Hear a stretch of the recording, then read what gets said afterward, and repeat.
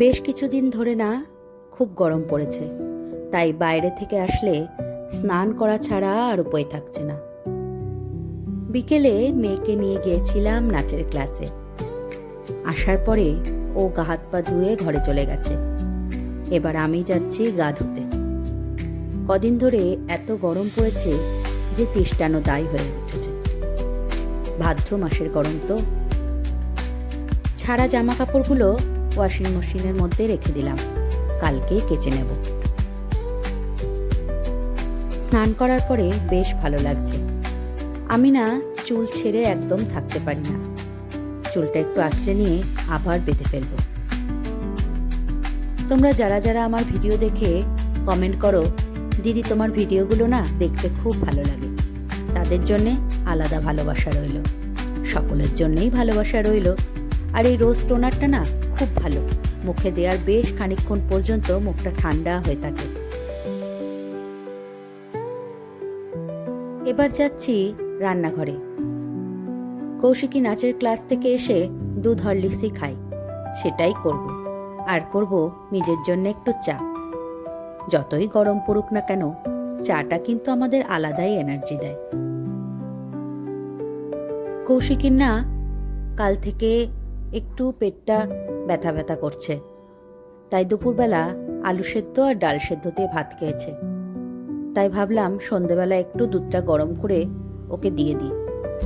ও না সন্ধেবেলা অন্যরকম খাবার মাঝে মাঝে খেতে চাইলেও রোজ দুধ হরলিক্সটাই খায়। আর এইভাবে দুধটা ওকে ছেঁকে দিতে হয়, না হলে কিছুতেই খাবে না, একটুও দুধের স্বর খেতে চায় না। ওর দুধটা রেডি করা হয়ে গেছে। এবার আমি আমার নিজের জন্য বসিয়ে দিয়েছি একটু চা। যতই গরম পড়ুক না কেন, চা একটু চাই বাঙালিদের।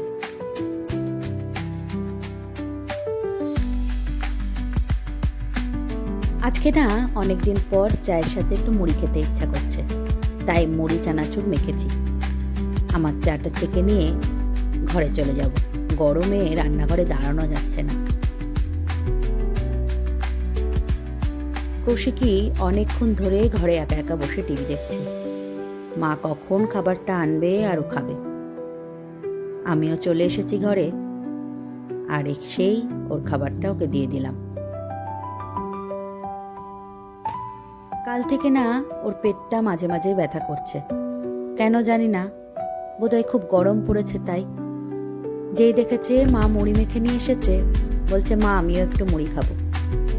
চলুন তাহলে আমরা মা মেয়ে মিলে একটু মুড়ি চানাচুর খাই আর একটু টিভিতে কোনো একটা সিনেমা দেখি। দেখা হচ্ছে আবার একটা নতুন ভিডিওর সাথে। ততক্ষণ সবাই খুব ভালো থাকবেন, সুস্থ থাকবেন, সাবধানে থাকবেন। আর ভিডিওটা কেমন লাগলো অবশ্যই কমেন্ট বক্সে জানাবেন। ভালো লাগলে একটা লাইক দিয়ে দেবেন। দেখা হচ্ছে আবার একটা নতুন গল্প নিয়ে।